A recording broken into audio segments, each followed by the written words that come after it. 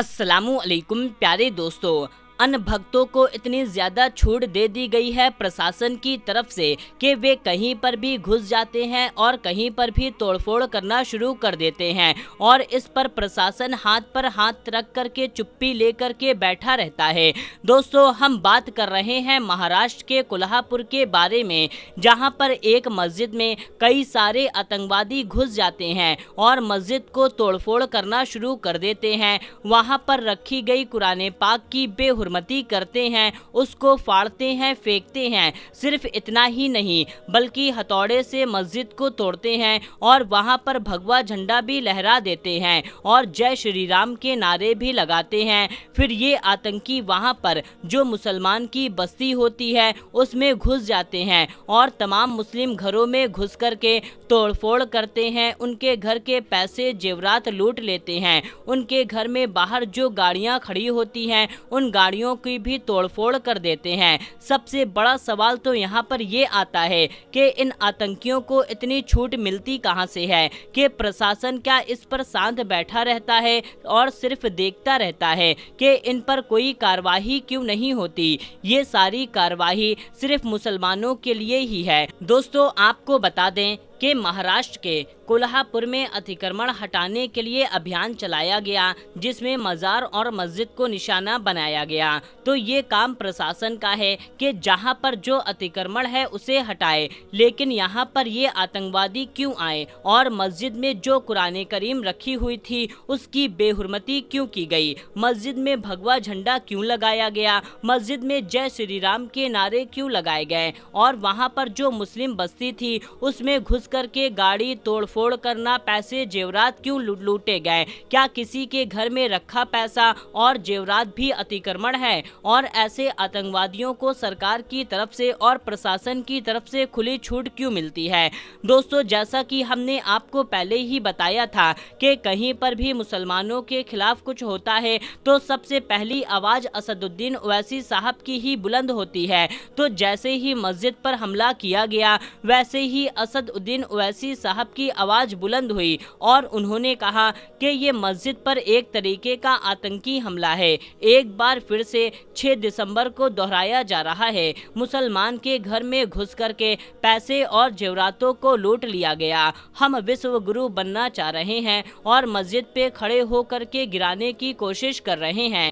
आने वाले विधानसभा चुनाव में AIMI को जिताएं ताकि आपकी बात उठाई जाए। सिर्फ इतना ही नहीं बल्कि आगे ओवैसी साहब कहते हैं कि महागठबंधन पर निशाना साधते हुए कि जो परियुक्ति की थी उनकी मोरल विक्ट्री हुई है, आज इस पर मुंह नहीं खोल रहे हैं। महाराष्ट्र के अंदर पिछले 8 महीने से इतना सब कुछ हो रहा है लेकिन वहां की शिंदे सरकार चुप है। अगर यही किसी और धर्म के धार्मिक स्थलों के ऊपर हमला होता तो कितने के घरों पर बुलडोजर चल गए होते।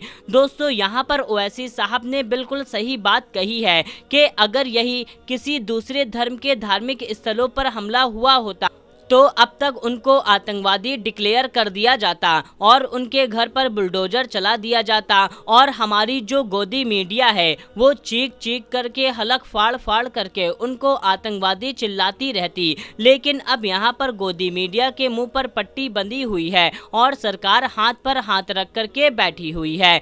आइए दोस्तों, अब हम आपको सलमान अजहरी के बारे में बताते हैं कि इससे पहले हमने आपको बताया था कि 8 तारीख को यानी कि 8 जुलाई को सलमान अजहरी साहब का कोर्ट से फैसला आने वाला है। लेकिन दोस्तों, 8 तारीख को फिर से वही बहस हुई जिसके चलते 16 जुलाई की डेट दे दी गई थी। जब 16 जुलाई को फिर से सुनवाई हुई तो फिर से वही घिसी पिटी बहस की गई और बहस सिर्फ एक कागज को लेकर की जा रही है कि उस कागज में कि सलमान अजहरी साहब को गुजराती आती है या नहीं। क्योंकि दोस्तों, एक पेपर था जिसमें गुजराती में लिखा हुआ था और उस पर मुफ्ती सलमान अजहरी साहब के सिग्नेचर थे, जिसको लेकर के जो विपक्ष के वकील हैं उन्होंने सवाल उठा दिया कि जब मुफ्ती सलमान अजहरी साहब को गुजराती नहीं आती तो इस पेपर पर उनके साइन कैसे हैं, जिसको लेकर के मुफ्ती सलमान अजहरी साहब के वकील ने कहा कि उनको गुजराती आती है।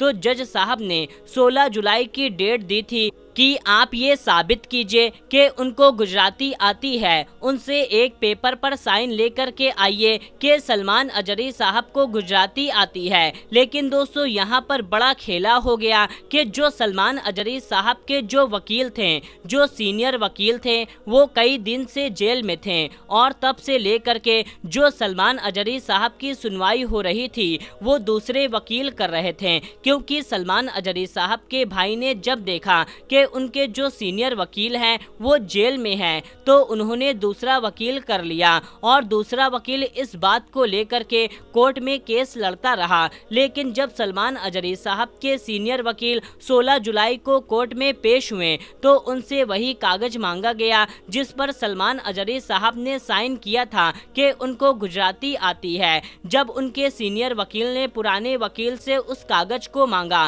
तो पुराने वकील ने कागज देने से मना कर दिया, जिस वजह से उनके सीनियर वकील को कागज कोर्ट में पेश नहीं कर पाए और इसी वजह से कोर्ट ने अब उन्हें 22 जुलाई की डेट दी गई है। दोस्तों 22 जुलाई को सुनवाई होने वाली है। दोस्तों जैसा कि उम्मीद लगाया जा रहा था कि 8 जुलाई को फैसला आ जाएगा, लेकिन कोर्ट में बहस चालू है और जिस पर तारीख मिल रही है। अब अगली सुनवाई कहें या फैसला कहें 22 जुलाई को होगा।